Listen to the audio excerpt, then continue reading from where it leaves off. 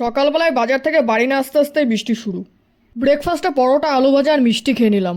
Hello friends, তো আজকে বাড়িতে বানানো হবে বিরিয়ানি, যেটা সবারই পছন্দ।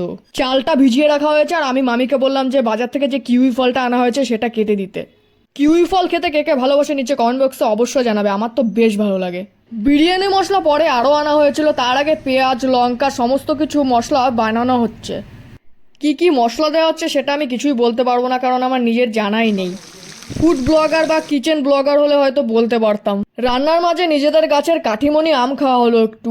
সবাই মিলে বাড়িতে বিরিয়ানি বানিয়ে একসাথে বসে খাওয়ার মজাই আলাদা, যার জন্য আমি এই মিনি ব্লগটা করেছি। বর্তমানে বিরিয়ানি লাভার অনেক বেশি, তবুও আমি বলবো যে কে কে চিকেন বিরিয়ানি খেতে ভালোবাসে নিচে কমেন্ট বক্সে অবশ্যই জানাও আমাকে। আমি স্যালাড বানাতে বেশ ভালোই পারি, তাই এইটাও আমি বানিয়েছিলাম। বিরিয়ানির চালটা বেশি ফুটে যাওয়ার জন্য দেখতে কেমন হয়েছিল, কিন্তু খেতে বেশ ভালোই হয়েছে।